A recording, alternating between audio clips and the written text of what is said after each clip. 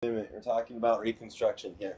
We're going through these peoples about how they're acknowledging all of the freedoms of black people, and like they're acknowledging how the black codes and all that stuff is engaging. So let's look at this.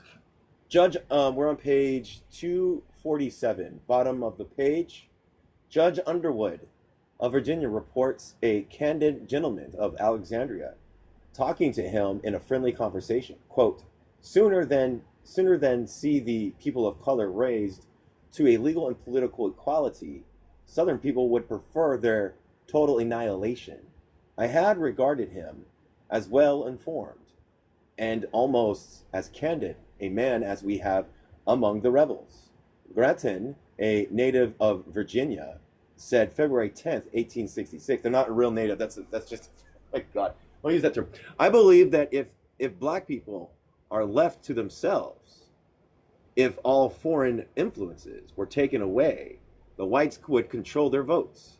It is not in that the difficulty lies, but it is the repugnance which the white race would feel to that sort of political equality. It is the same sort of repugnance which a man feels towards a snake. He does not feel any animosity to the snake, but there is a natural shrinking from it. He thought that any attempt to give black people a vote would lead to their extermination. See what I mean? That's the weird stuff, right? And they're looking at black people as if they're children, that cannot govern themselves or be sovereign to themselves. It's fucking weird. In all this reported opposition of black people's suffrage, the grounds given were radical and social animosity, and never the determination of land and capital to restrict the political power of labor. Yet, this last reason was the fundamental one, and here it is. This is the last reason. I'm going to reread it again. In all the reporting opposition of black suffrage, the grounds given were radically and socially animosity, and never Racial. the determination, racial determination of land and capital to restrict the political power of labor. So that's the last reason. While the South was in suspense and the abolition democracy was slowly debating crystallizing opinions, industry in the North was forging forward with furious intensity. And this movement was foremost and predominant in the minds and vision of living persons in that day. During the war, businesses prospered. There were few failures, and the flat currency increased prices and favored business profits, while on the other hand, it decreased real wages and the income of farmers. Wealth became concentrated among the manufacturers, the merchants, and the financiers, and the speculators. There was consequently a large accumulation of capital for investment in new business enterprises. Industrial development was hastened. Inventions and technical improvements increased. Plants became large and more efficient. Steel manufacturers became the basis of modern industry and development rapidly because of the demand of war. The metal industry thus expanded, turned to the production of peace goods. The war itself called for more efficiency and large plants of consolidation of plants. The freeing of the nation from the strangling hands of oligarchy in the South freed not only black men, but white men, not only human spirit, but business enterprises all over the land. This happened in surprising ways. Quite naturally and logically, under the stress of war, national and local taxes rose and rose and rose yet again, forcing the whole community and nation to pay for things formerly paid for by individuals. First, necessary money had provided by taxing imports, then to encourage local manufacturers of goods that must be had for war. Thus, by imperceptible transition, the nation was taxed to support manufacturers. The South had forced down the tariffs until in 1857 they were practically free trade. Northern manufacturers during the war pressed for higher tariff rates, taxes on on imported goods were the easiest method of raising money. The Tariff Act of 1862 to 1864 raised the average rate of taxation from 37.2% to 47%.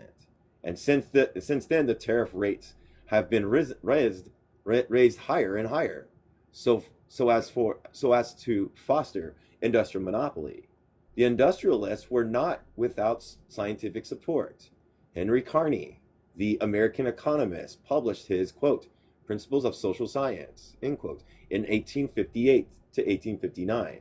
He attacked free trade and joined the German Lezitz in the demand for a self-contained national economy. Carey sought to show the beneficial effects that the proximity of protected industries would have upon agriculture. Thus, in the name of the new national spirit came, quote, America for Americans, as a great and self-sufficing,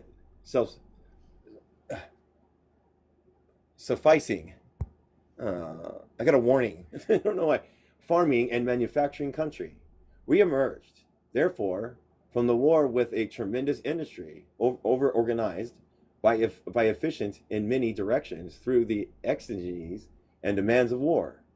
Two things beckon further. First, the discovery and realization of an extraordinary natural resources of America, its iron, coal, and oil, its forests, and of course raw materials like wool, sugar, and cotton.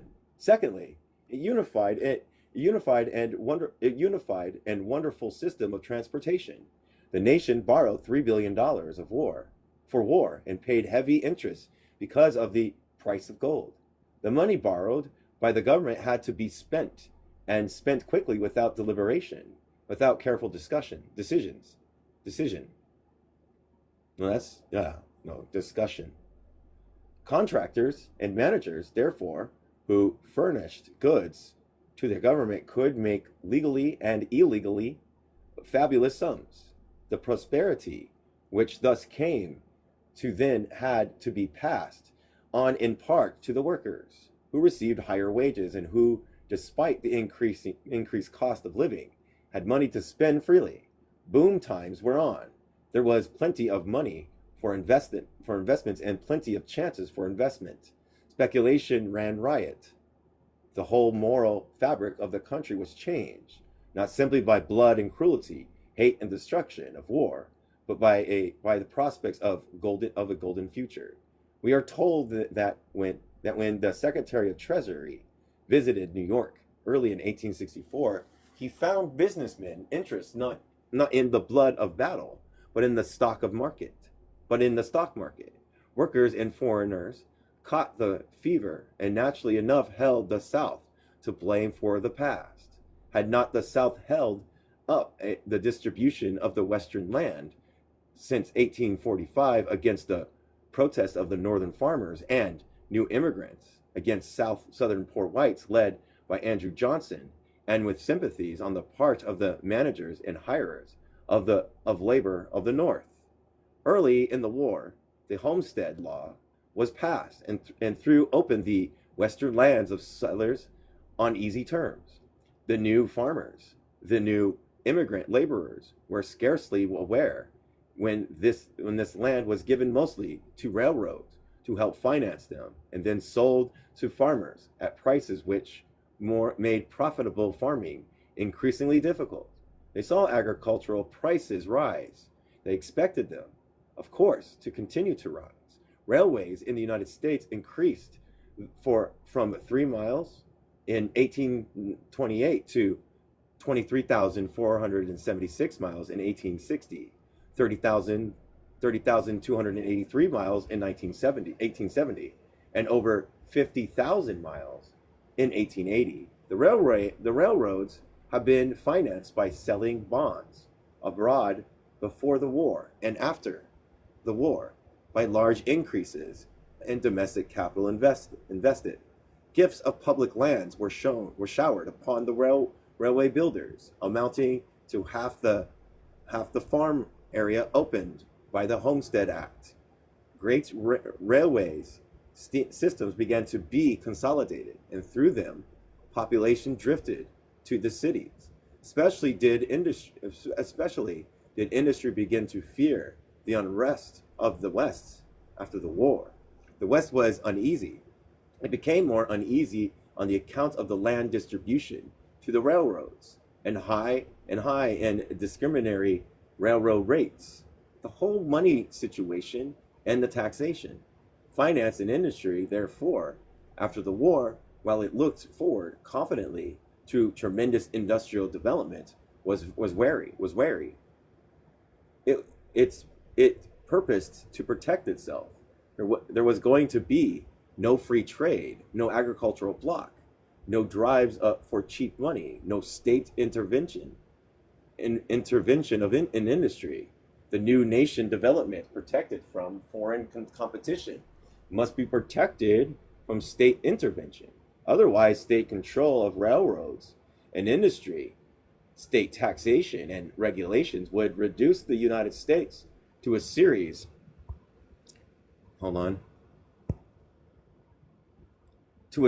of small exclusive industrial territories instead of one vast market. We also got to understand the placement of indigenous people is happening at the same time that these railroads are being made and lands being distributed to non-indigenous people. All this thought of development went on with little attention to the social and political results of the war, but soon attention had to be given to these matters. Although industry was now in control of the national government, the Republican Party, which represented it, was a minority party.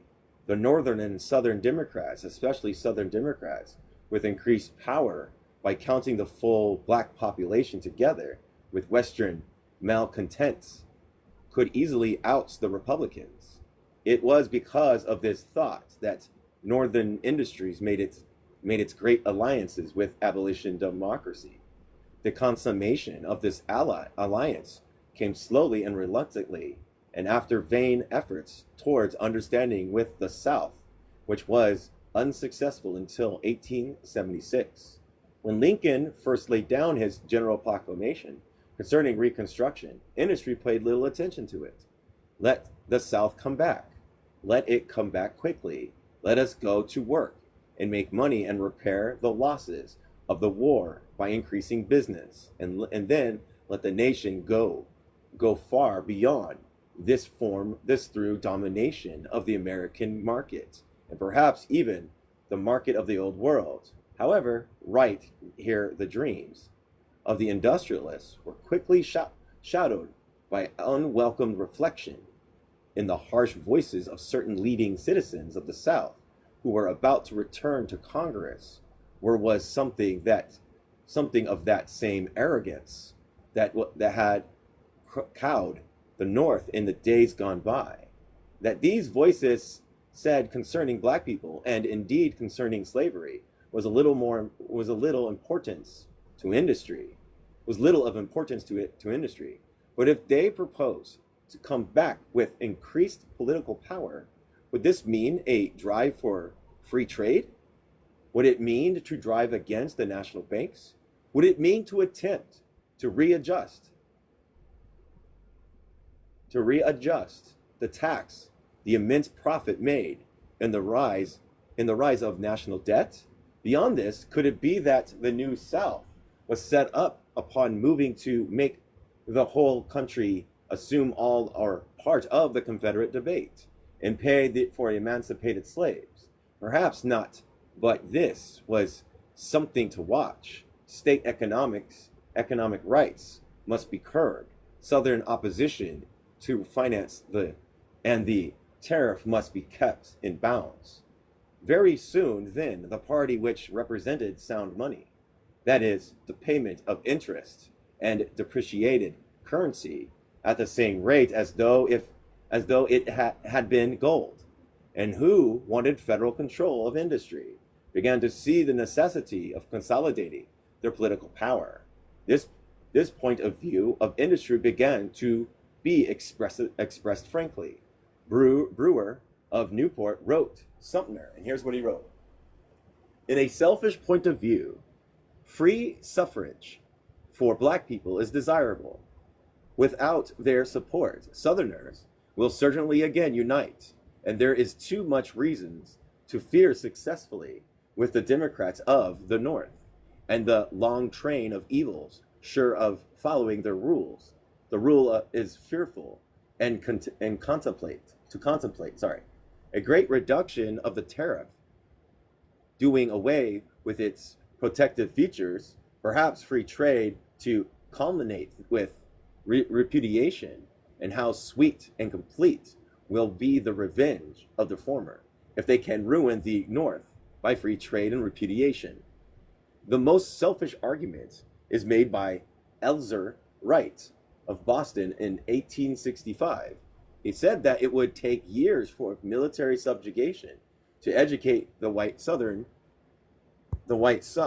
out of its rebel propensities, so that a majority of it could be relied on for loyal state government. In the meantime, two things would happen. Oh my gosh, they keep doing this. First, the public debt would accumulate for the military occupation, never pays as it goes. Second, the black people are largely trained to arms, for they are the cheapest and best troops we have under the circumstances. Hence, when we arrive at the period when loyal state governments that will go alone can be set up, black people must be enfranchised, or they will be ready and willing to fight for a government that of their own. And here is more war and more public debt and more taxation. If the southern states are brought back into soon the North would either have to pay the rebel debt or borrow the rebel theory and succeed for the very union that had been restored by conquering the rebels. There is only one way to avoid this in making our victory immediately fruitful. The two states, a decided majority of the population of black people, and by necessity loyal. In five others, the black element is more than 1/3.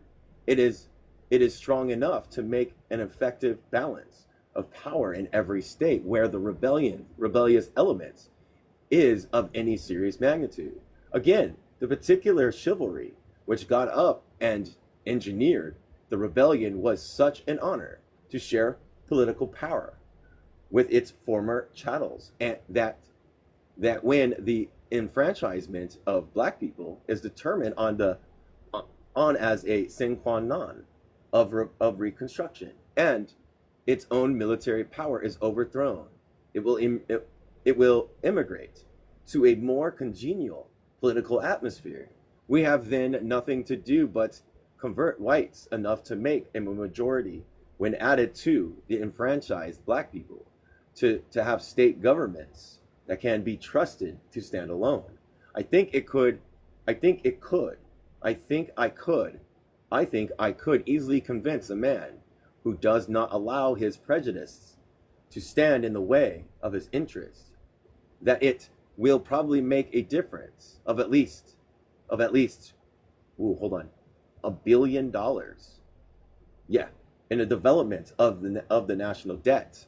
Whether we construct on the basis of loyal whites or black votes, or on white votes exclusively, and that he can better afford to give the government at least 1/4 of his estates, then have it try the later experiment. I am not disrupting about taste. A black person's ballot may be more vulgar than his bullet. Being already for it, the question with me is how the one or the other can be made to protect my property from taxation. And I am sure I would rather give away half the little I have than to have the victories of 1865 thrown away, as I am sure they will be, if endeavoring to keep the South in subjugation by black armies, the government allows 4 million of black population to continue disenfranchised. This industry between 1860 and 1870 was in control of the government by but was insecure. The Republican Party, which represented it was a majority party, and if Northern and Southern Democrats had been able to unite with the disaffected West, the Republicans would have been swept out of power. But the Republican Party united with the abolition democracy and used their tremendous moral power and popularity.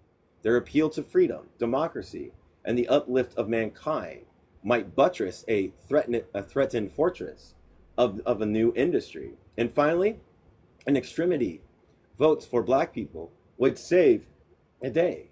Thus, the movement, which began primarily and sincerely to abolish slavery and ensure that black people have rights, become coupled with the struggle of capitalism to retain control of the government as against northern labor and southern and western agriculture.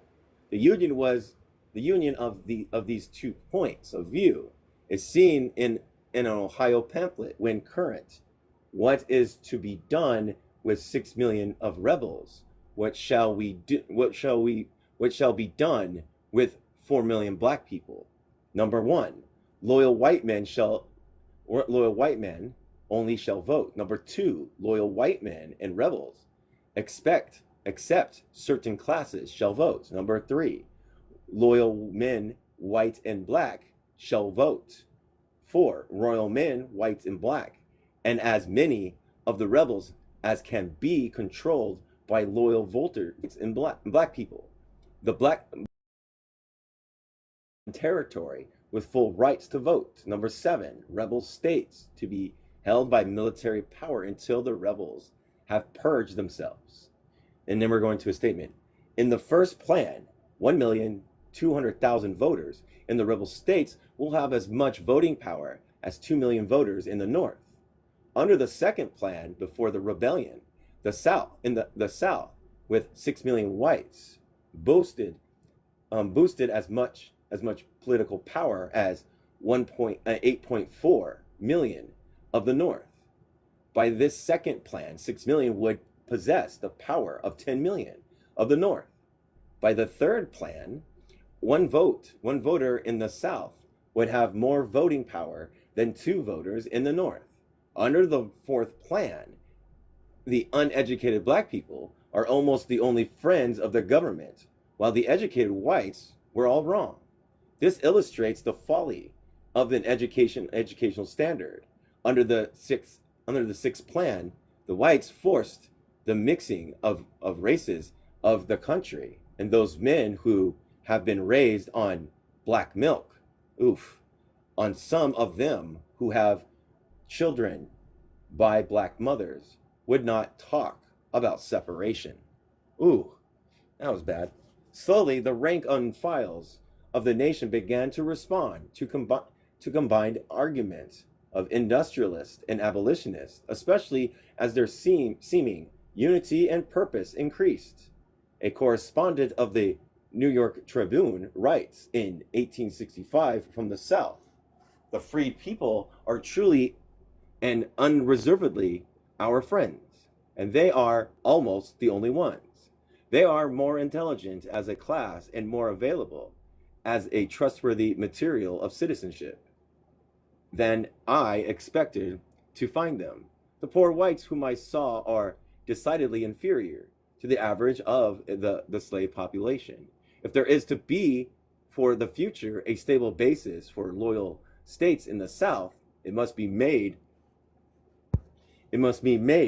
up largely of free people. It will not do at present to trust the ballot in the hands of the white men who have been rebels and still are such under the guise of Union men. I believe this is to be true, whether black people be allowed to vote or not. There should be a long intermediate probationary state prescribed before they are again allowed to approach the ballot box. The abolition democracy found support in the West. The German and Scandinavians who had settled in the Northwest were naturally democratic. Before the war, they had stood against Southern petitions,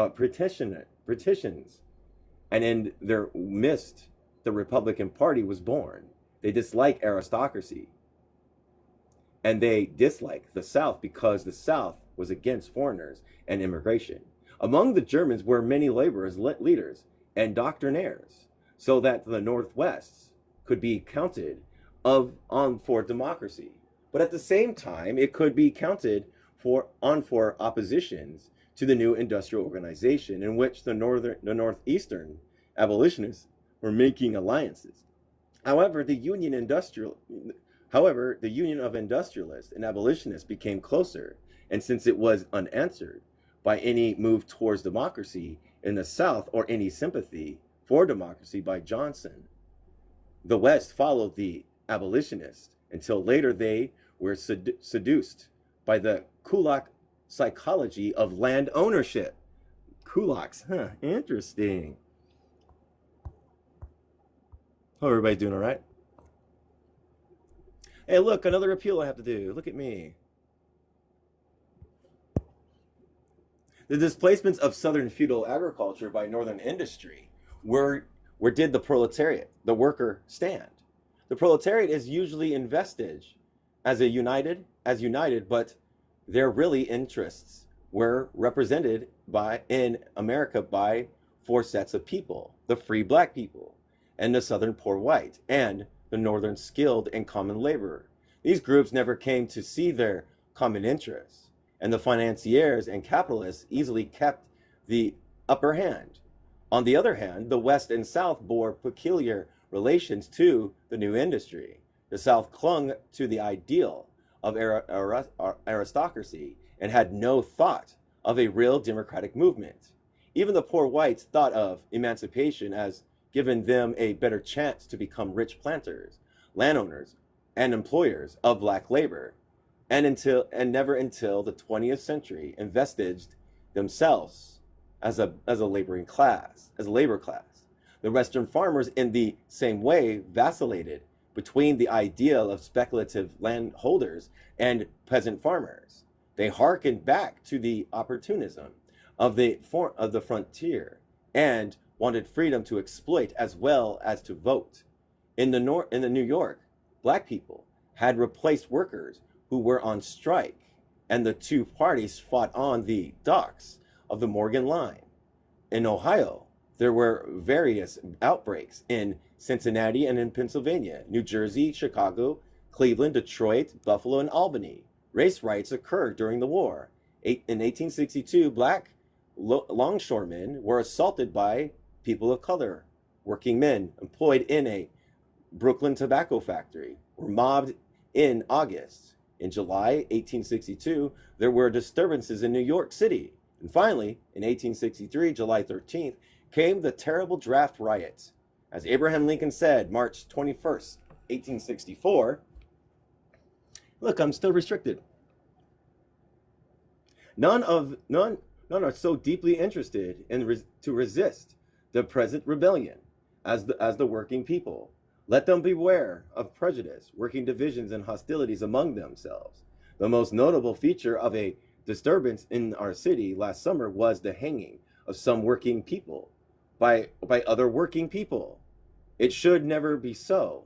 The strongest bond of human sympathy outside of the family relations should be one united all working people of all nations and tongues and kindreds. That's what we believe in, the international sense and characters of these things. You know, that's what the rich do. They like to induce and fortify like race riots and race antagonisms, because they fortify and they keep the racial hierarchy system, which creates antagonisms inside the workers' movement and the working people. It's on purpose.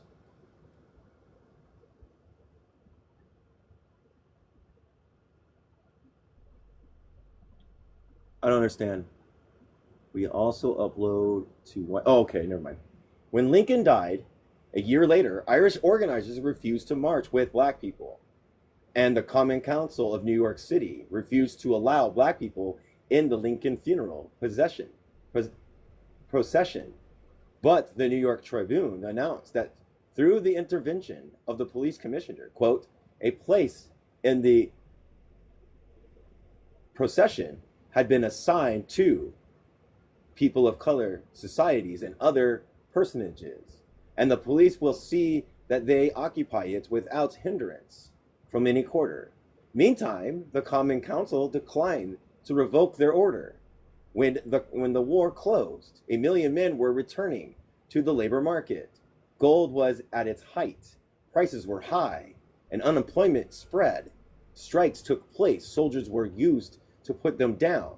The law was introduced to prevent strikes. See, they're already doing it. This is the embryonic stages of not letting workers revolt. They're already wanting to have the labor movement apprehended. Therefore, chiefly northern skilled laborers. Among them, organization was growing, recovering from the oppression of war. There were 79 craft unions at the end of 1863, and they had grown to 270 in 1864. 10 national unions were formed between 1863 and 1866, and by 1870 there were 32 national unions. But almost none of these unions mentioned black people or considered him or welcomed him. And that's the distinction. That is the break. That is the white supremacy principles of what we deal with in class relations. I'm sorry, but I feel like what I notice is that like class relations are entangled with the racial hierarchy.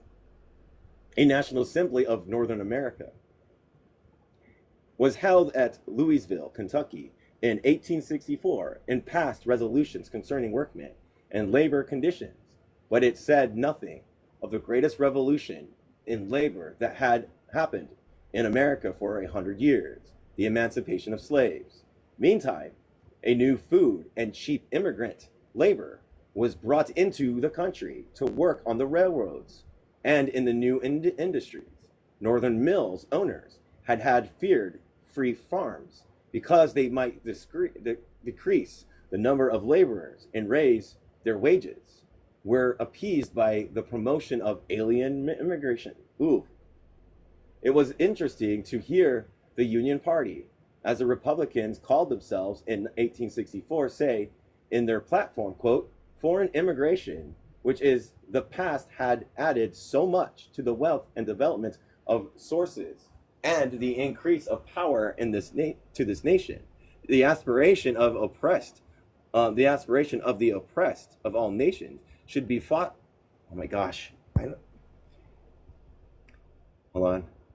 The nation should be fostered and encouraged by the liberal and just policies, end quote. That year, the Bureau of Immigration was created, and it was authorized to import workers bond for a term of service. Oh my gosh, contracted. The letter of the law was afterwards changed, but the practice continued for a long time. In 1860, immigrants were coming in at the rate of 330,000 a year. The outbreak of the war brought the number down, but the new homestead laws began to attract them, so that after the war, immigration quickly rose from 200,000 to 350,000 a year. And in 1873, it had reached 460,000 annually. It was all too true, as Senator Wilson of Massachusetts said in the 38th Congress. But it was truth that white laborers did not yet realize. We have advocated the rights of the black man, because the black man was the most oppressed type of toiling man of this country.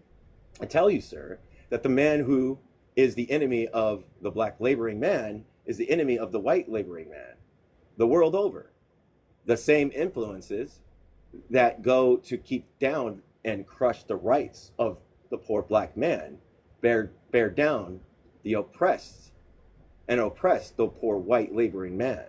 The first International Workmen's Association, formed by Karl Marx in London in 1864, wrote Lincoln after his second election, said, "From the commencement of the Titanic American strife, the working men of Europe felt distinctly that the Star-Spangled Banner carried the destiny of their class.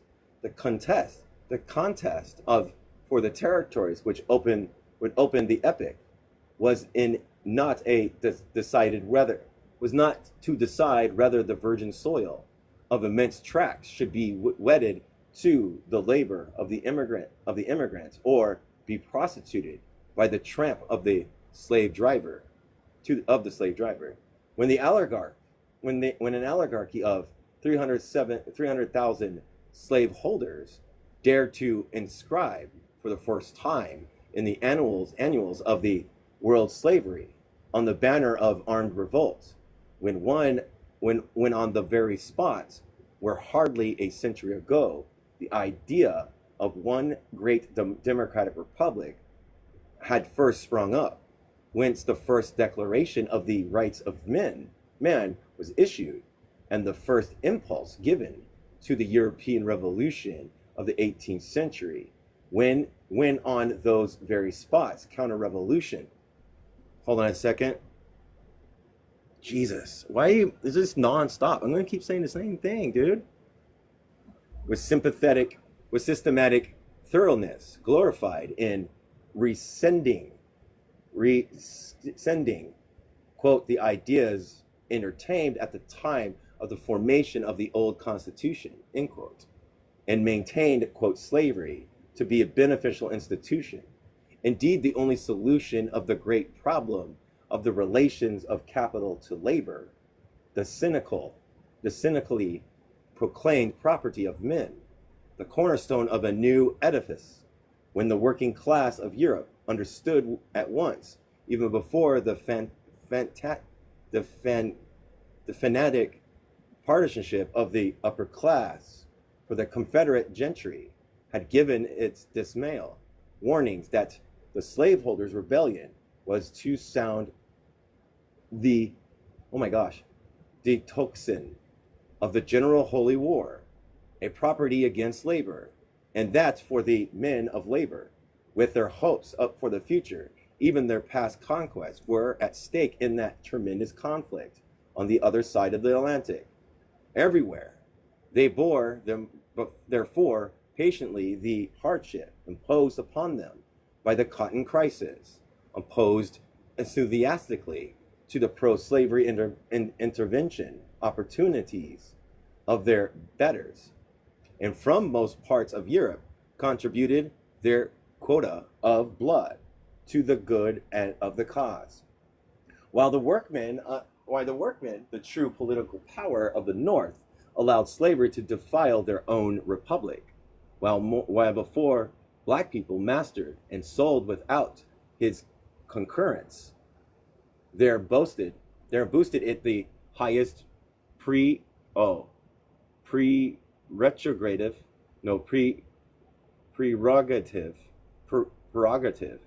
No, what's that word? Do you know that word?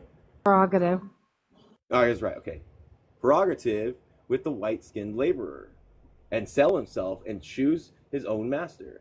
They were unable to obtain the true freedom of labor, for to support their European brethren in their struggle for emancipation. But this barrier to process has been swept off by the Red Sea of civil war.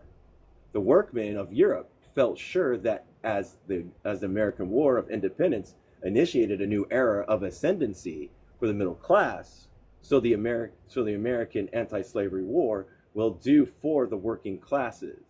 They consider it an earnest sign of the epoch to come that it fell to the lot of Abraham Lincoln, the single-minded son of the working class, to lead his country through the matchless struggles for the rescue of the enchained race and the reconstruction of the social world. This first fruit of the growing understanding between industrial expansion and abolition and democracy was the Freeman's Bureau, while industry in the North was dividing the labor movement and establishing a far more effective dictatorship of capital over labor than it had ever had before. It was compelled in the South to institute another dictatorship, designedly and expressively for the protection of the emancipated black labor. In In the Frenchmen's Bureau, the United States started upon a dictatorship by which the landowner and the capitalist were to be openly and deliberately curbed, and in which directed its efforts in the interest of a black and white labor class. If and when universal suffrage came to reinforce this point of view, an entirely different development of American industry and American civilization must ensue. The Freedmen's Bureau was the most extraordinary and far-reaching institutions of social uplift that America has ever attempted. It had to do not supply with emancipated slaves and poor whites, but also with the property of Southern planters. It was the government's guardianship for the relief of guidance of white and black labor from the feudal agrarianism to modern farming and industry. For this work there was and had to be a full-fledged government of men. It made laws, executed them, and interpreted them. It laid the collected taxes to find the punished crimes, maintained the used military force, and dictated such measures as it thought necessary and proper for the accomplishment of its varied ends. Naturally, all these powers were not exercised continuously, nor to their fullest extent. And yet, as General Howard has said, quote, scarcely any subject that has to be legislated upon the civil society failed, at one time or another, to demand the actions of a singular bureau. Thus, the Freedmen's Bureau, which rose automatically as a result of the slaves, general strikes during the war, and came directly out of the consolidation of various armed departments of black affairs, now loomed as the greatest plan of reasoned emancipation yet purposed. For this reason, the bill for its establishment met covered and open opposition. It was opposed by all advocates of slavery and all persons north and south who did not purpose that emancipation should really free the slaves. It was advocated by every element that wanted to achieve this vast social revolution by reasoned leadership, money, and sacrifice. It was finally emasculated and abolished by those in the North who grudged its inevitable cost, and by the Southern sentiment which passed the Black Codes. A bill to establish a bureau in the War Department for the care of refugees and freemen was passed March 3rd, 1865. It had been proposed as early as 1863, when a number of petitions from the Bureau of Emancipation were presented to Congress. In January 1863, less than a month after the Emancipation Proclamation, T.D. Eliot introduced into the House the first bill, but the committee did not report it, and the Freedmen's Aid Societies renewed their petitions. At the opening of this new session in December 1863, Eliot introduced another bill. This bill has objected to in the House because of its cost, its charitable features, and the possible corruption of its employees. Eliot defended the bill vigorously. Black people had been freed by a proclamation, law enforced, and their freedom must be maintained. They were freed through selfish motives to weaken the enemy. It would be, that's exactly. They're right. They did it on purpose to weaken they didn't free them because they wanted them. They freed them to weaken. Exactly that. It would be the depth of meanings to let them grope their way without guidance or protection.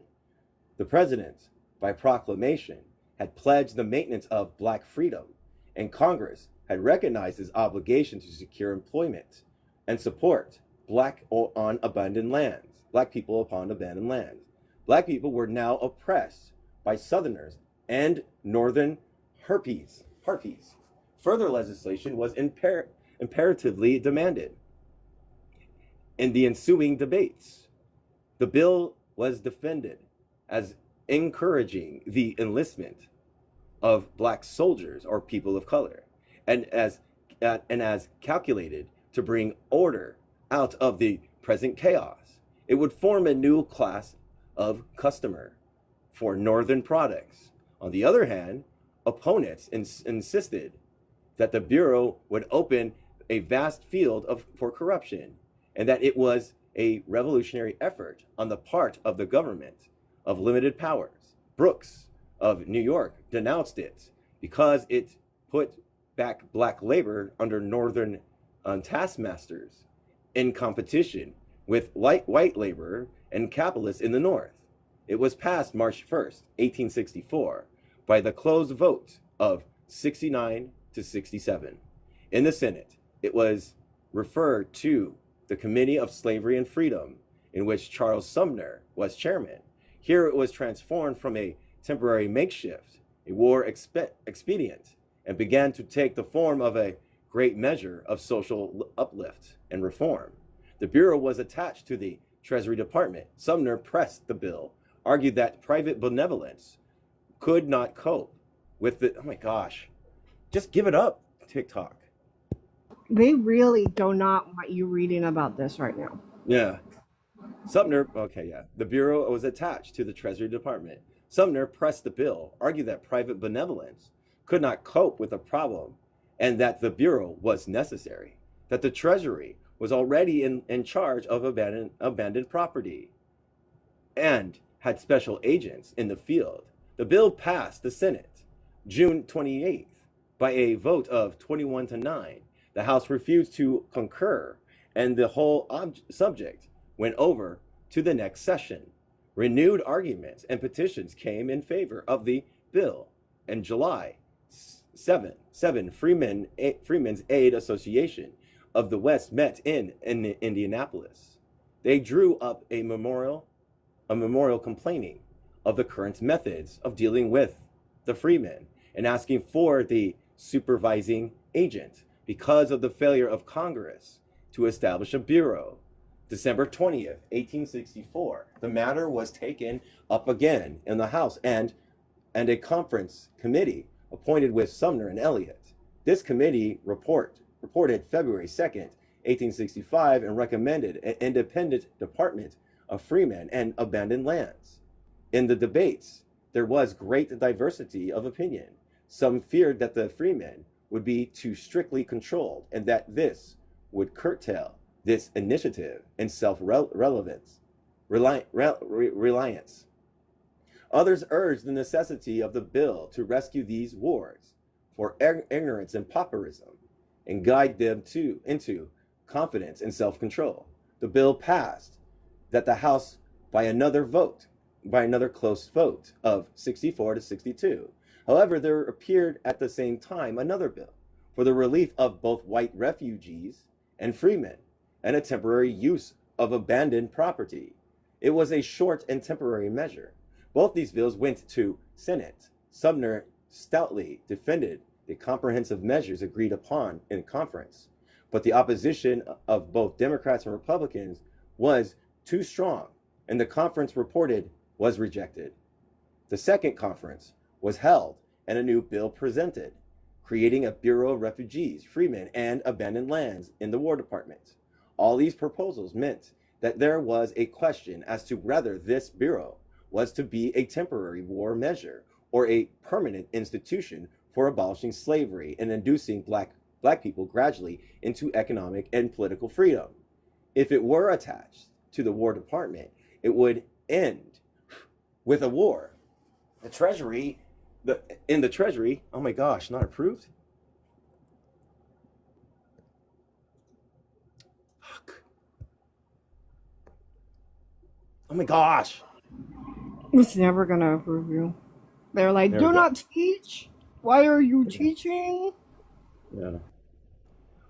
In the Treasury, it would serve to settle problems of taxation, crops, and finance, but presumably end when war finance yielded to peace. In the Interior Department, or as a separate department, the Frenchmen's Bureau would be permanent, with regular revenues and a wide and comprehensive program to work. The debate on the final bill was limited, and without a vote, the report of the conference committee was accepted March 3rd. Abraham Lincoln immediately signed the bill. This bill provided for the Bureau to last during the present War of Rebellion and for 1 year after. It had at its head a commissioner appointed by the President with the consent of the Senate, and an assistant commissioner might be appointed for each of the 10 states in rebellion. Army officers would be used as assistant commissioners. The Secretary of War was to issue necessary provisions, clothing, and fuel, and under the direction of the President, the commissioner could set aside for freemen and refugees tracts of land, and not more than 40 acres, to be leased to tenants. The lessees were to be protected, and the use of the land for 3 years at a low rent. At the end of the term, the tenant could purchase the land at a appraised value. Some congressmen, like Conney's, could not conceive of Freemen's Bureau conducted for the benefit of labor. Here's what he said, or her, or them. Probably him, because it's that old. Where will the freemen get the capital to buy his horse, or his oxen, or other agricultural implements, to put his crop of cotton or corn in the ground? All this requires capital far beyond the ability of a free man to command, and renders some scheme impractical so far as it professed to be of benefit to free men. The inevitability result will be that the free man will lease no land. He will not be able to lease and cultivate land. He will not be able to purchase equipment or of horse or agricultural implements that will be necessary for its cultivation. Then he must fall into general lines and become simply a laborer to be hired to some man with whom they are secretly in partnership, with whom they share the profits and the produce of a free man's labor from these abandoned lands. The inevitable corollary that under the special circumstances of emancipated slave labor, the state must furnish capital, was inconceivable to men like Conney's. He, like Lane of Indiana, made the old American assumption of economic dependency open to all. Quote, I am opposed to the whole theory of Freemen's Bureau. I would make them free under the law. I would protect them in the courts of justice, if necessary. I would give them the right of suffrage and let loyal slaves vote their rebel masters down and construct the succeeding states. But I wish to have no system of guardianship and pupillage and overseership over black people. My God, they don't need your overseerness, fucker. There was, oh wait, what time is it? We're doing good. There was in a debate inside and outside of Congress distinct evidence that industry, rather than pay the cost of social uplift on the scale which an efficient Freemen's Bureau evidently demanded, would accept immediate black suffrage as a preferable panacea, just as the refuge of those who opposed the right to vote was work for the freemen and regular habits of labor. So on the other hand, those who opposed systematic organization of such work found refuge in the ballot. Pomari had seen thousands of people of color and white refugees, and I think this is him, coming into my state. And I say here distinctly that people of color are able to take care of themselves and find their places and adapt themselves to their new conditions easier and quicker than poor white refugees who were driven out of the border states. I desire that those who advocate this bill will stop here and spend their time and talent in demanding for the black race all the rights and privileges of freedom. Does this and no Freemen's Bureau at all is necessary? Sir, I am for all races of men. I do not believe that it is necessary to secure the property of one race that another shall be destroyed. Let us refuse admittance to every rebel state unless the privilege of the elective franchise is guaranteed to men of color. I believe the future premises of this government depends upon this, and I believe those who have fought this war have no safety or security without it. Here was a logical resting place, no funds for or permanency for a Freeman's Bureau of Black Suffrage to defend Northern industries, and to no elements fought harder than and more determinedly to make this possible than the white South, with the possibilities of the government guardianship to conduct black people in freedom by industry, land, and education at the expense of the nation. The South deliberately and bitterly fought and mangled the Bureau at every turn, and in the end, it received the Reconstruction Bill as its just reward for the stupendous work which the Frenchman's Bureau must attempt. It had every disadvantage except one. It was It was so limited in time that it had small chance for efficient and comprehensive planning. It had at first no appropriate funds, but was supposed to depend on the chance accumulation of wartime unclaimed bounties of black soldiers, confiscated land and property formerly belonging to the Confederate government, and rations. Further than this, it had to use a roughly military machine for administrating delicate social reforms. The qualities which make a good soldier do not necessarily make a good social reformer. And while in many instances the Bureau was fortunate in its personnel, in others it was just as unfortunate and had to be put in administrative position, military marionettes, men disillusioned and cynical after the terrible war, or careless and greedy, and in no way suited for far-sighted social building. The most fortunate thing that Lincoln gave the Bureau was its head, Oliver Howard. Howard was neither a great administrator nor a great man, but he was a good man. He was sympathetic to and humane, and tried with endless applications and desperate sacrifices to do a hard, thankless duty. Quote, his high reputation as a Christian gentleman gave him the esteem of the humane and benevolent portion of the public upon those confidence and cooperation. His success was largely to depend. The task was Howard. That task that Howard had was of the gravest, because there were three things that the conquered South fought with bitter determination. 1, any federal interference with labor. 2, arms in the hands of black people. 3, votes for black people. This opposition did not arise primarily from any failure of the Bureau in the performance of its duties, or because its work functioned perfectly.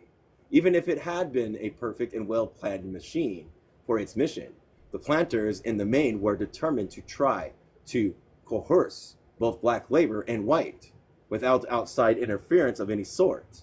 Any purpose They proposed. they proposed to enact and enforce the black codes. They were going to replace legal slavery by customary serfdom and caste, and they were going to do it all this because they could not conceive of civilization in the South with free black people, free black workers, or free soldiers or voters. Howard, therefore, had a battle on his hands from the start. His bureau was limited by the temporarily extended and incomplete laws until its main work was practically done in 1869, although some of its functions extended until June 30th, 1872, under these circumstances, the abolishing thing is that the Bureau was able to accomplish any definite and worthwhile results. Yet it did, and the testimony in support of this comes from his friends and enemies. Howard says, the law establishing the Bureau Committee to it the control of all subjects related to refugees and freemen, under such regulations as might be prescribed by the head of the Bureau and approved by the President. This almost unlimited authority gave me great scope and liberty of action, but at the same time it imposed upon me very perplexing and reasonable duties. Legislative, judicial, and executive powers were combined in my commission, reaching all the interests of 4 million of people scattered over the vast territories, living in the midst of another people claiming to be superior and known to be not altogether friendly.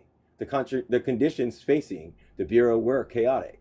In every state, many thousands were found without employment, without homes, without means of subsistence, crowded into towns and about military posts, where they hoped to find protection and supplies.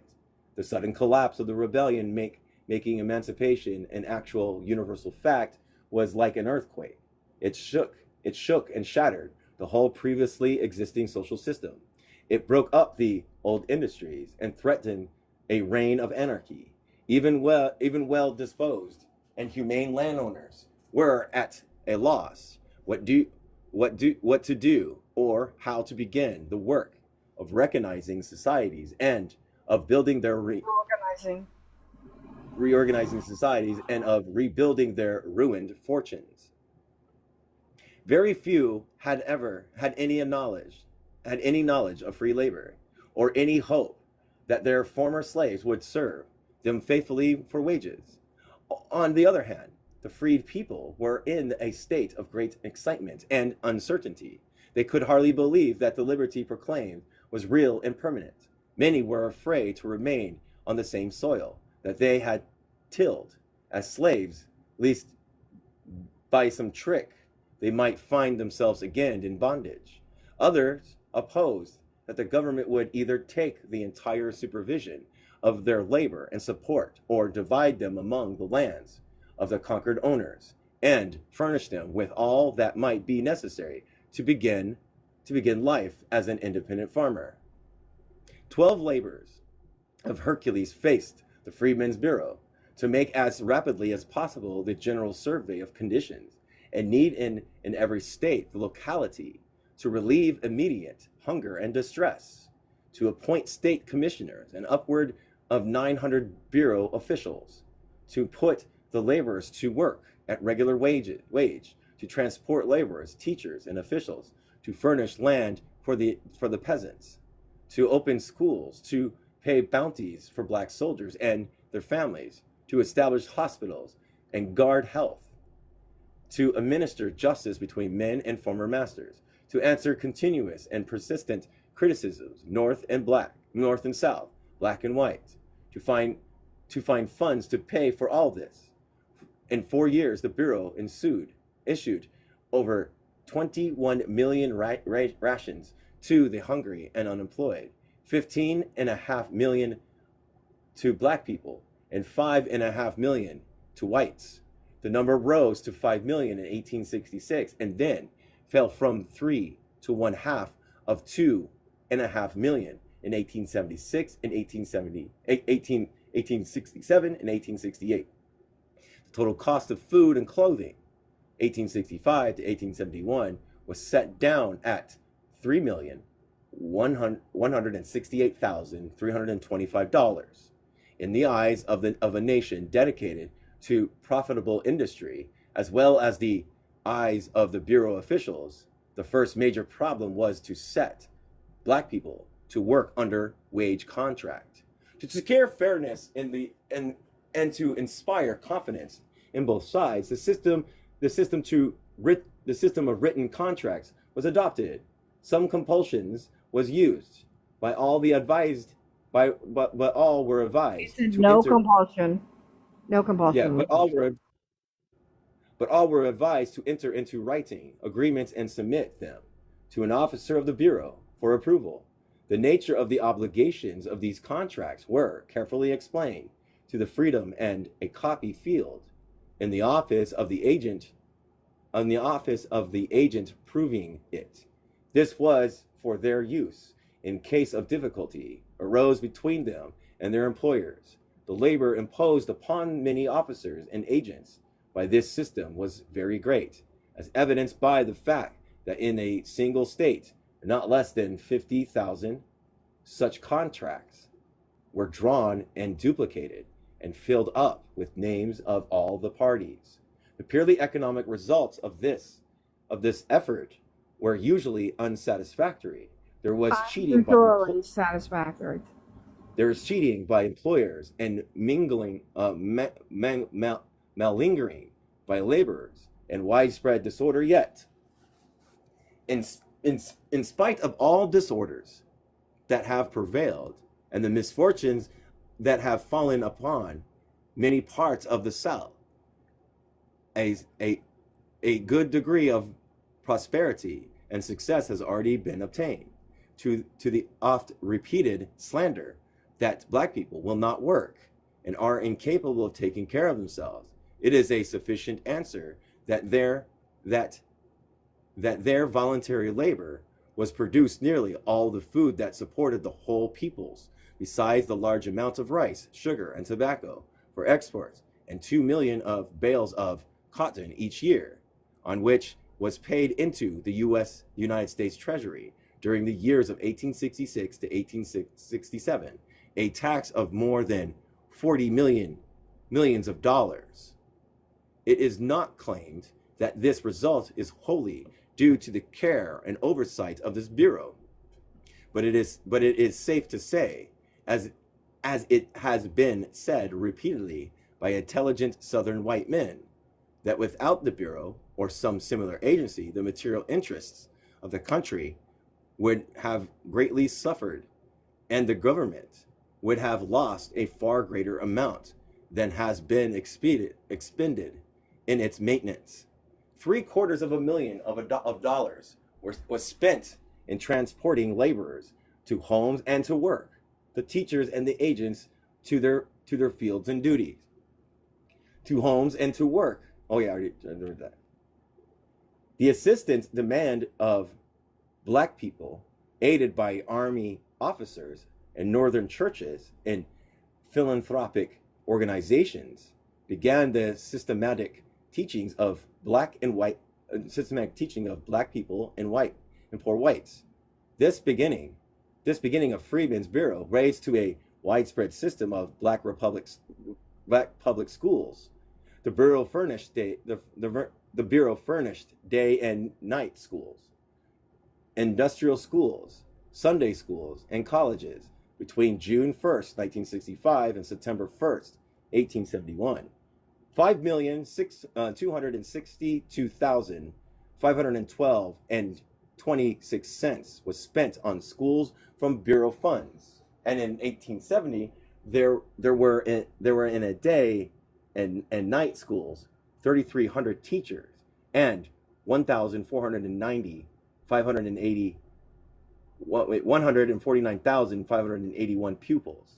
Nearly all the present black universities and colleges like Howard, Fisk, and Atlanta were founded or substantially aided in their earliest days by the Freedmen's Bureau. And that's the beginning of the HSB, I can't say it, black colleges that still exist. Like Brown is still here. Is Fisk in Atlanta? They're probably still here too, right? Xavier's in New Orleans. Yeah. I was specifically talking about the three that they mentioned. The three they mentioned are still around as well. Yeah, cool. They were systematic plans to care for the sick. In the summer of 1865, there were detailed in the several states 14 surgeons and 3 assistant surgeons who took care of white and black people in distress and engaged local surgeons to help them. By September 1866, 1867, there were 46 hospitals with 5,292 beds. The hospitals were distributed in 14 different states, and the annual appropriations for medical purposes was nearly $500,000 in 1866 and 1867. The total expenditure for the medical department has been estimated to have been $2 million. With this money, 452,419 cases were treated, and perhaps an equal number unrecorded. In all, nearly 1 million persons were given medical aid. The death rate among freemen was reduced from 30% to 13% in 1865, and to 2.03% in 1869. Something was done in providing physicians in large towns, inspecting sanitations, and treating lame, blind, deaf, and person that can't talk, an aged person, and orphans. Temporary care was given the wild people.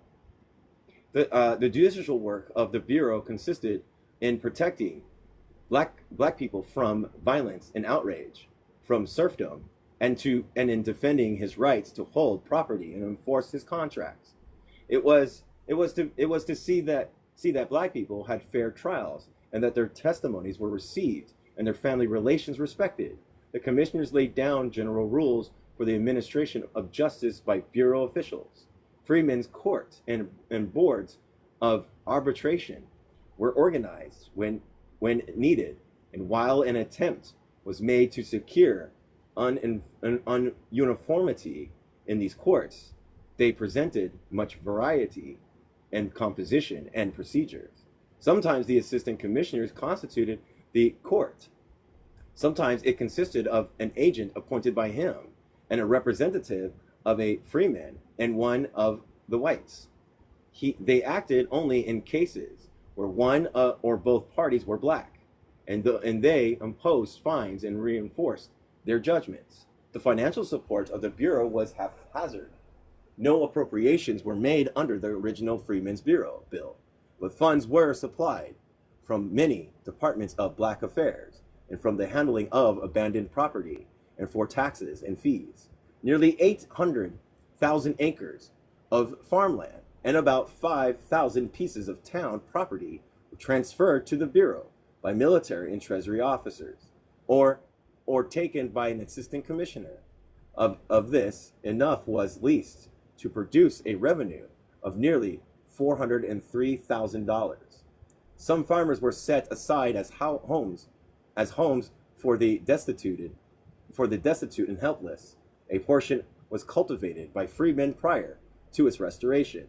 The necessary task of settling the black people on their own homesteads has begun by the Bureau, but soon rendered impossible by lack of land and funds, and deliberately hostile executive action. Through the agency of the Bureau, the government paid out $8,000 in bounties to over 5,000 black soldiers and their heirs, and thus helped furnish some capital to their new laborers. Under the second Freeman Bureau bills, passed in 1866, these sources were being exhausted.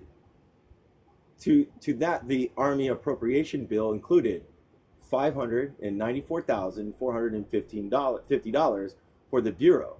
Succeeding appropriations brought the total to $12,961,395. Adding the cost of various Army supplies used, however, estimated. The total expenses of our government for refugees and freemen in August 30th, 1869, have been $13,579,816.82. If we add to this the increase in the Army payroll caused by the Bureau and other items, Pierce estimates that the total expenditure for the Bureau was between $17 million and $18 million. This does not prove that the Freedmen's Bureau was complete was a complete success, for it was not. For the nature of the organization and its limitations, it could not be. The white South made it an object of its bitterest attacks. It accused the agents of every crime and mistaked the plan for its removal. This was natural. This was natural, for it, in its essence, the Bureau was a dictatorship of the army over property, for the benefit of labor. It was aimed at the worst method of exploitation. It sought to give black people some stand at law. It compelled the keeping of contracts. And while the testimonies as to the net result varies, it seems true that, as Pierce says, quote, notwithstanding abuse and extravagance, the Bureau did a great and indispensable work of mercy and relief at a time when no other organization or body was in the position to do that work. To black people was imparted a conception, inadequate and distorted, though may have been, of his civil rights as free man in a land long dominated by slavery, when freedom had just been decreed, when neither black nor white will understood the values of free labor, before the law of supply and demand could readjust labor relations and labor and bureau set up a tentative scale of wages, when under the direction of the board temperate, capable agents, the labor division unquestionably accomplished much of the large purpose for which it was ordained, and which its friends maintain. That it fulfilled. All things considered, in this branch of work, more marked success was achieved than a claimed study of a perplexing situation would lead the thoughtful man of today to think that such abnormal and short-lived institutions could have attained. The white citizens of Louisiana adds, the best influence in settling the state of things in Louisiana would be to maintain there for some years a rigid administration of the Freedmen's Bureau, to protect black people and their rights, as well as to see that they complied with the reasonable and proper contracts that they might make.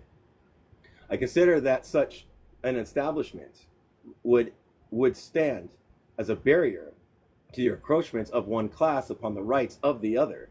Other critics are worth hearing. A Virginia J.M. Bott said, I have heard of a great many difficulties and outrages which have proceeded in some instances, if the truth has been represented to me, from the arrogance of fanaticism of persons connected with the Freedmen's Bureau. On the other hand, there are many of these persons connected with the Freedmen's Bureau who have conducted themselves with great propriety. And where that has been so, there has been no difficulties between the whites and black people. Judge Hill writes, oh my gosh, we're doing all these writings now. Like all other efforts, the results of the Freedmen's Bureau depends very much upon those appointed to carry it out and give it and the aid attended. There, where the agent was a man of good sense, a free from prejudice to either party or race, good results were attained. But in many instances, the agents were deficient in these necessary qualifications, and the results were not only a failure to accomplish the purpose of the Bureau, but a decisive evil. Wallace bitterly arraigns the Bureau officials in Florida. The Freedmen's Bureau, an institution devised by Congress under the influence of the very best people of the northern states, and intended as a means of protection of the free men, and preparing them for the new responsibilities and privileges conferred in the hands of bad men, proved instead of a blessing, to be the worst curse of the race. As under it he was misled, debased, and betrayed. The various investigations of the Bureau brought out damaging facts as to the handling of funds and careless administration. And yet, the peculiar difficulties of the Bureau financial problems must not be lost sight of. The amount involved was large. It was impossible to avoid errors and identifying the hordes of nameless irresponsible claimants of public money entrusted to the Bureau. The thousands of agents scattered over the vast area were beyond the close personal supervision of higher officials, and much of the irregularity and fraud was clearly traceable in unscrupulous local agents. There is no reason to believe that the commissioner was guilty of embezzlement, fraud, and personal dishonesty, but he certainly was not a strict constructionist. Doubtless, his liberal interpretations of status was designed to benefit the freemen and refugees to those protections and welfare his efforts were directed. Often such interpretations was due to the delay of Congress in making appropriations demanded by the exegees of the hour. Grant brought forward some heresy criticism. During the first year, President Johnson sent two General South to uncover cases of fraud and maladministration, but commanded Howard and believed the Bureau had done much to preserve order and to organize free labor. And finally, court of inquiry had commenced by the Act of Congress in 1874 and sat for 40 days. The committee gave in its majority report its judgment of its extraordinary experience. Oh my gosh. Okay, after I read this, I'll see how long we got left. The general effect of the policy pursued by this people towards the freemen and the general results of the administration of the Freedmen's Bureau of General Howard are matters of history. Without civil convulsion, without many manifestations of violence or hate towards those who had subjected him and his ancestors to the accumulated wrong of a generations of servitude, and enfranchised black person at once and quietly entered upon new relations of freemen and citizens. During the 5 years since the Bureau had been established, General Howard was directed the expenditure of $12,965,395.40, has exercised oversight and care for the freemen and refugees in 17 states and the Districts of Columbia, a territory of 350,000 square miles, and incorporated with the Benevolent Society, aided in the education of hundreds of thousands of pupils and in the relief of vast numbers of destitute and homeless persons of all ages and both sexes. The world can point to nothing like it in all the history of emancipation. No, $13 million were ever more wisely spent. Yet, from the beginning, this scheme has encountered the bitterest opposition and most unrelenting hate, scoffed at like a thing of shame, often struck and wounded, sometimes in the house of its friends, apologized for rather than defend it. Yet, with God on its side, the Freedmen's Bureau was triumphed. Civilization has received a new impulse, and the friends of humanity may well rejoice. The Bureau worked as being rapid, brought to the close, and its accomplishments will enter into history, while the unfounded accusation brought against it will be forgotten. Hold on a second. Everybody remember 268. I'm gonna add this bookmark. 268. We're gonna look a little bit further. I don't think there's a stopping point, honestly. Oh, wait. Wait, we can end this chapter. Hold on. 268, 68, 69, 71. I can end the chapter. I can go a little over in the chapter. Are you asking? Yeah. This is only to 273. If you want to go to the end of the I'm chapter, going to end the that's not chapter. too bad. Yeah, I'm going Yeah. to end the chapter. We're going to go over on the chapter. That's good. This is perhaps an overstatement of the Freedmen's Bureau.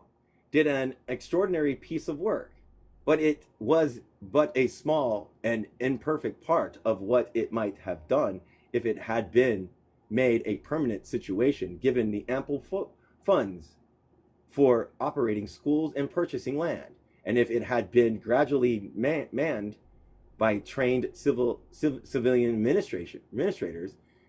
All this was clear when Andrew Johnson vetoed the Freedmen's Bureau Bill in 1866.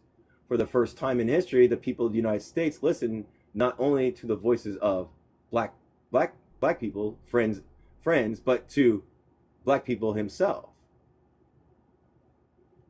He was becoming more and more articulate in the South as well as in the North. Also, the actions of black people were telling on the public opinion and were given for the first time intelligent and sympathetic publicity. Black soldiers paraded black positions, some illiterate, illiterate, illiterate, illiterate, some illiterate, some like that from the districts of Columbia in excellence on and logical form were published. Black men began to enter public movements, and where was a subsidence and ridicule of caricature. The meetings of the petition of Southern black people were significant. It cannot be discounted. Many were doubtless investigated by white friends, but not all, and even these had significant internal evidence of genuine thought and action. On May 1864, the black at Port Royal, South Carolina, participated. People at Port Royal. Yeah, I thought I said people. Participated in the meeting, which elected delegates to the National Convention at Baltimore in June. Robert Smalls and 3 other black people were among the 16 delegates, but were denied seats. On the 7th of August, 1865, a convention of men of color was held in the city, Nashville.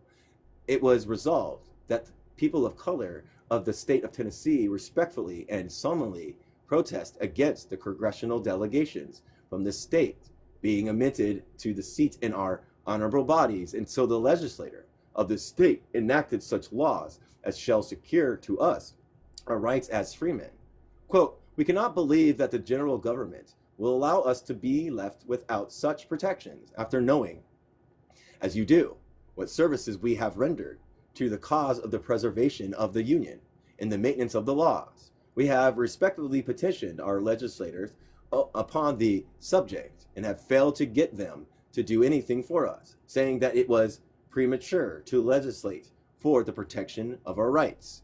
September 3rd, 1865, a black convention was held in Regal, North Carolina, and adopted resolutions for proper wages, educations, protections for their families, and repealed it of unjust discriminations. October 7th, 1865, people of color that are citizens of Mississippi protested against the reactionary policy of the state and expressed the fear that they were to be re-enslaved. They set forth, owing to the prejudice existing there, they have not been able to assemble in conventions, but they have done all as well as they could through a few of their numbers to set forth their grievances. They represent 430,404 citizens of the United States, being a majority of nearly 100,000 in that state. These people in the very brief petition asked Congress to grant them the right of suffrage, that, quote, we may, they say, the more effectually prove our fidelity to the United States, as we have fought in favor of liberty, justice, and humanity.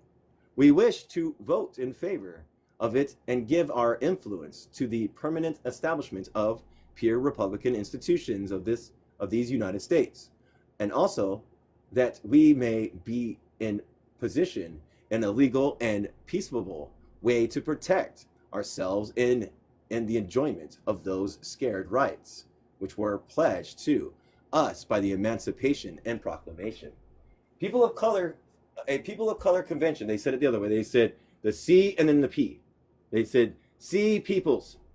All right, convention met in a Zion church, Charleston, South Carolina, in November 1865 to protest against the work of the convention and legislature. This began concerted political actions by black people of the state. Robert C. Delarge, A.J. Renser, J.J. Wright, Beverly Nash, Francis L. Cordoza, M.R. Delaney, and Richard H. Kane were there. They declared that this was, quote, an extraordinary meeting unknown in the history of South Carolina, when it is considered who composed it and for what purpose it was allowed to assemble, end quote. Complaint was lodged against the state authorities in depriving black people, quote, of rights of the meanest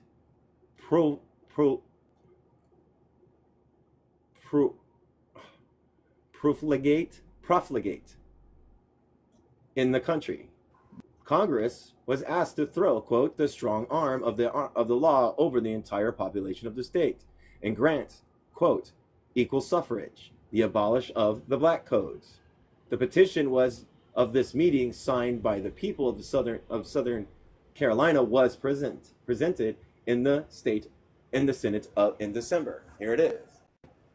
I think, they respectfully asked Congress to in consideration of their unquestioned loyalty exhibited by them, alike as bonds or free as soldiers or laborers, in the Union lines under the protection of the government, or within the rebel lines under the domination of the rebellion, that in the exercise of our high authority over the reestablishment of civil government in South Carolina, their equal rights before the law may be respected, that in the formation and adoption of the fundamental law of the state, they may have an equal voice with all loyal citizens, and that Congress will not sanction any state constitution which does not secure the exercise of the right of the elective franchise to all loyal citizens, otherwise qualified in the common course of the American law without distinction of color. People of color of Alabama in the Convention of Mobile in 1866 called upon Congress to provide some means of making their freedom secure. Here they say. They say that in the city where they were assembled in convention, several of their churches had been already burned to the ground by the torch of a incendiary, and threats were frequently made to continue the destructions of their property. The means of education for their children are secured to them only by the strong arm of the United States government against the marked opposition of their white fellow citizens, while throughout the whole state, the right to participate in the franchises of freemen is denied as insulting to white men, and a respectful appeal addressed by some of their people to the late state convention has scornfully laid upon the table. Some of the members even refuse to hear its reading. They also state that many of their people daily suffer almost every form of outrage and violence at the hands of whites. That in many parts of the state, their people cannot safely leave the vicinity of their homes.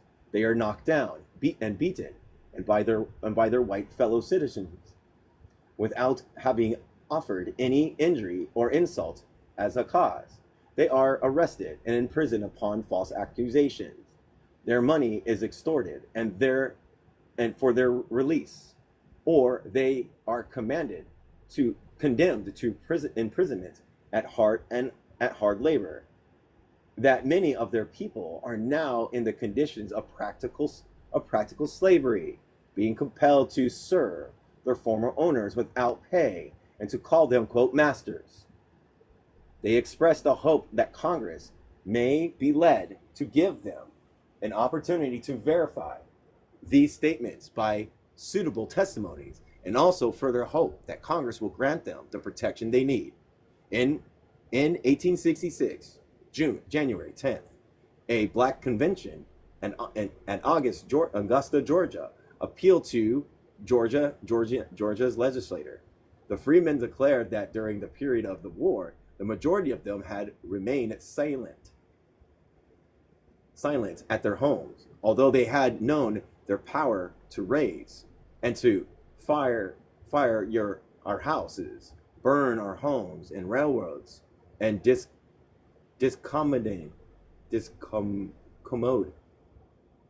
What's that word? I don't know It's that word. code, but I don't know what it means.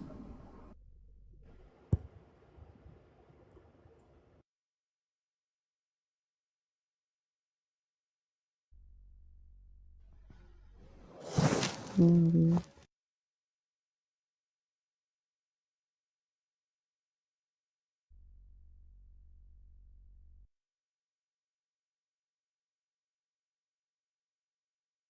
It doesn't have a word, but discommode is like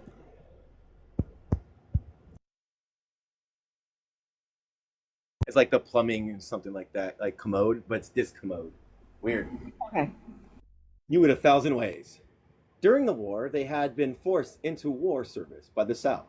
They had been compelled to throw up breastwork, forts, and fortifications, and to do and do the work of the prisoners under the guns of the enemy, where, said they, quote, many of us in common with ourselves were killed, end quote. But now they declare that they could no longer remain indifferent when the state was passing laws which would bind them in future years. Against these laws, they would protest firmly and openly. Another address in the same year called attention to the treatment in which black people were receiving in all walks of life throughout the state. On the railroads, they paid equal fare with others, but they did not, quote, get half the accommodations, end quote. They were, quote, cursed and kicked by the conductors, end quote. Their wives and sisters were, quote, blackguarded and insulted by the scrapings of the earth, end quote. And if they spoke of their treatment, they were, quote, frowned upon with contempt and replied to in bitter epithets, end quote. Major Martin R. Denaley, the most distinguished northerner black person in South Carolina, declared in a letter to President Johnson, what becomes necessary to secure and perpetuate the Union is simply the enfranchisement and recognition of political equality, of the power that saved the nation from destruction, a recognition of the political equality of black people with the whites in all their relations as American citizens. The correspondent of the Charleston Daily Courier, writing from Sumter, South Carolina, reported November 4th, 1866, an organized movement among black people to better their conditions. They held large assemblies and to deal with the problems of the hour.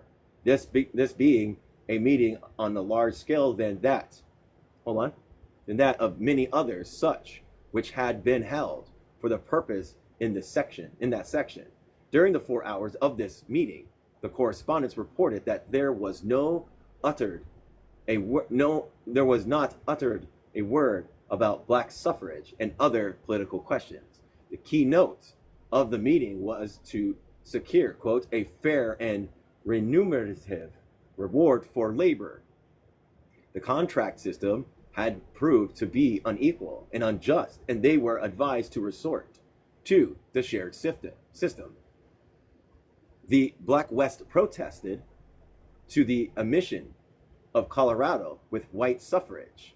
On January 24th, 1866, Senator Brown of Missouri said, I present a petition of certain citizens of Denver in the territory of Colorado, showing that the state constitution framed by the Citizens Convention and adopted by almost insignificant majority of the legal voters of Colorado, preparatory to admission, as the state excludes all people of color citizens of the territory of Colorado from the right of suffrage by the incorporation in that instrument of the words, quote, all white male citizens. The petitioners therefore beseech your honorable body not to omit the territory as a state until the word all white be erased from her constitution.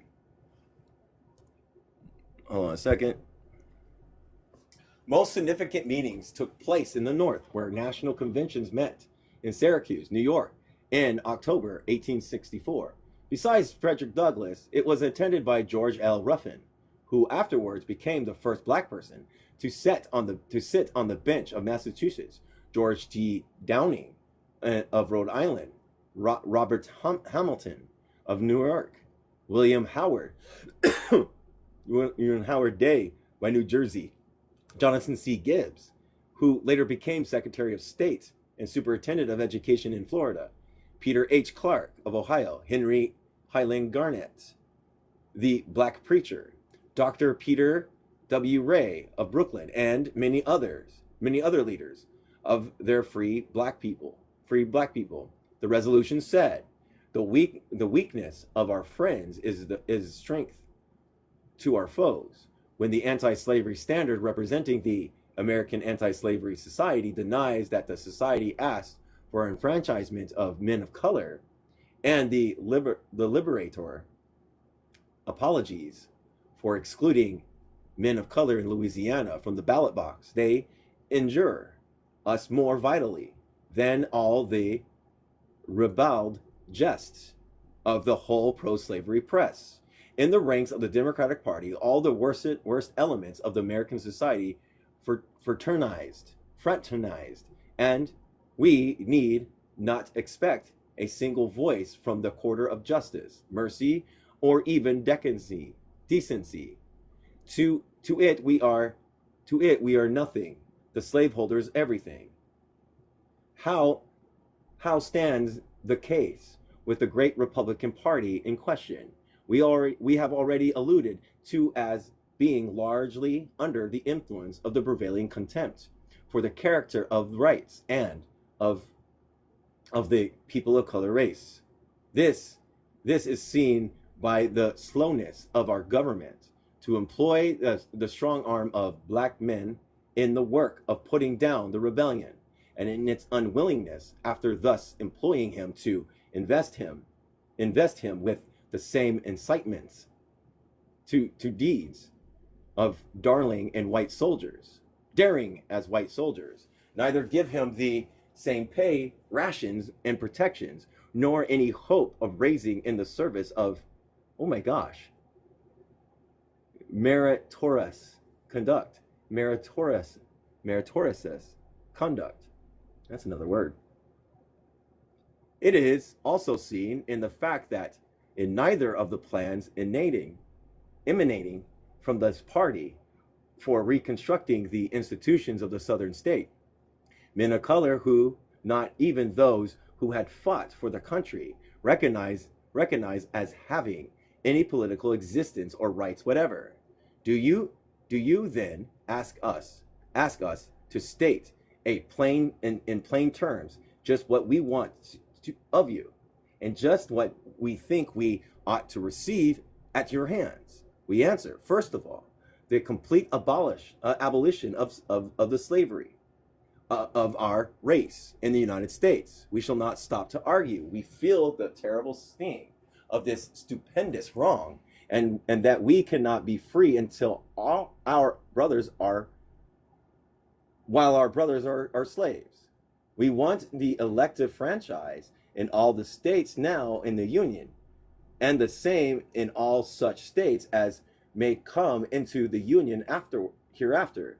We believe that the highest wealth of this great country will be found in erasing from its statute books all enactments and discriminating in favor or against any class of its people, and by establishing one law for the white and people of color alike.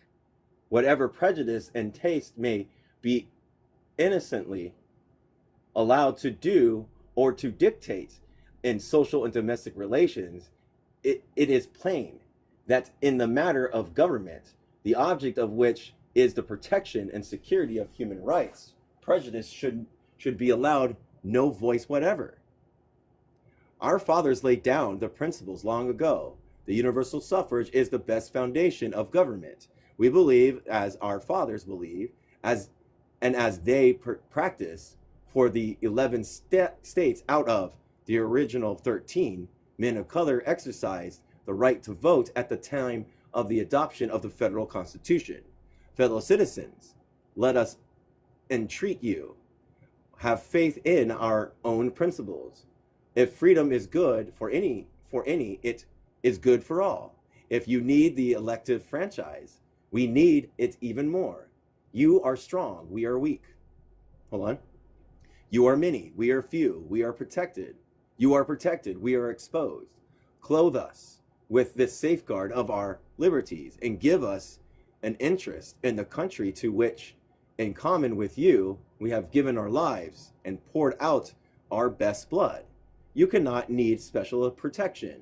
Our degradation is not essential to your elevation, nor are perils essential to your safety. You are not likely to be outstripped in the race of improvement by persons of African descent, and hence you have no need for superior advantage, nor to burden them with disabilities of any kind.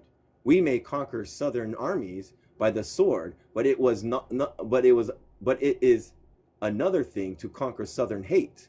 Now what is the natural counterpoise against this Southern mangled hostility, malignant hostility, malignant.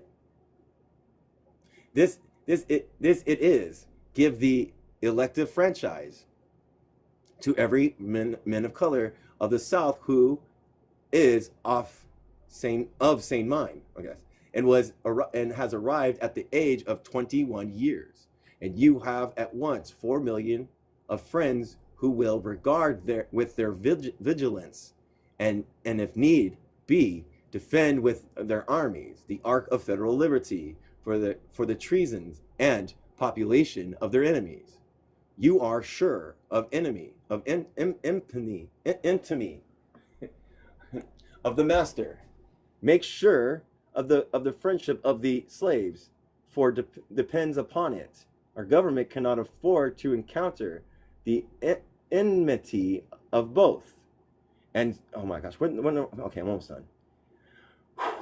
And so at first, Abraham Lincoln looked towards some stable place in the relations of black people and whites in the South, on which men could begin to build new edifice for freedom.